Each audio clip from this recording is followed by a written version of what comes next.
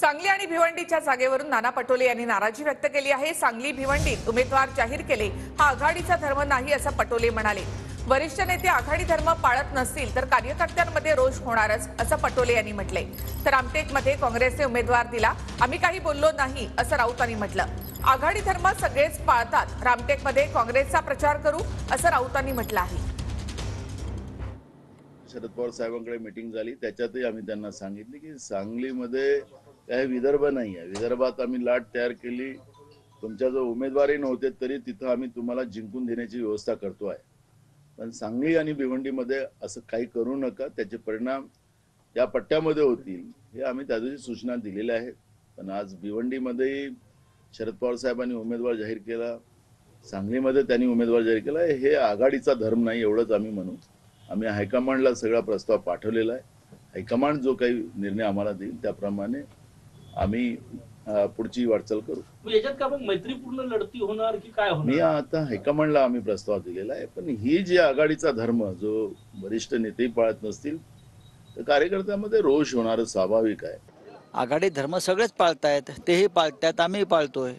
आता या सगळ्या चर्चा करण्यापेक्षा कामाला लागलं पाहिजे।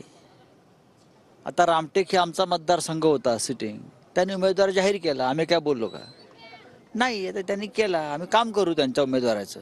काँग्रेसच्या कामाच्या काही वेगळ्या पद्धती आहेत, त्यांची वर्किंग कमिटी असते, त्यांची जिल्हा कमिटी असते, त्यांची तालुका कमिटी असते, इतर काही नेते असतात।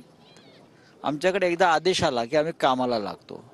राष्ट्रवादी काँग्रेस पक्षही कामाला लागेल। शिवसेनेनं निवडून आलेल्या जागांपैकी आपली कोल्हापूरची जागा सोडली, आपली रामटेकची जागा सोडली, आणखीन एक कुठली तरी ती निवडून आलेली जागा त्या ठिकाणी सोडलेली आहे। अमरावती सातत्यानं शिवसेना जिंकत होती, ती जागा सोडली शिवसेनेनं महाविकास आघाडीकरता मोठा त्याग केलेला आहे। मैत्रीपूर्ण आणि लढत याचा अर्थ तिथं मैत्री पूर्ण होते, संपते आणि लढतीला सुरुवात होते।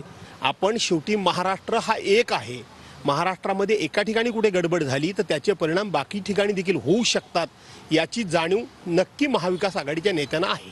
उभाटाचे नेते भास्कर जाधव काल म्हटले की सांगलीच्या एका जागेवरून संपूर्ण महाराष्ट्रात परिणाम भोगावे लागू शकतात, थेट इशारा काँग्रेसला होता। आम्ही सांगितलंय ना, त्यांनी नंतर सांगितलं, मी त्यांच्या नेत्यांच्या समोर पहिले सांगितलेलं आहे। त्याच्यामुळे ही भूमिका त्यांनी समजून घेतली पाहिजे, असंच आहे। आम्हाला काय इशारा देण्याचा आहे, कोणाला इशारा काँग्रेसवाले कोणाचा समजतात नाही, आम्ही जनतेचाच फक्त इशारा समजतो, जनतेचा कौल आम्हाला माहिती आहे। पण या पद्धतीनं होत असेल तर अजिबात आम्ही खपवून घेणार नाही, कार्यकर्त्याच्या भावना तीव्र आहे। मूळ प्रश्न आहे की भाजपला हरवण्यासाठी आम्ही एकत्रित आलो, असं वागू नये एवढंच आमचं म्हणणं आहे।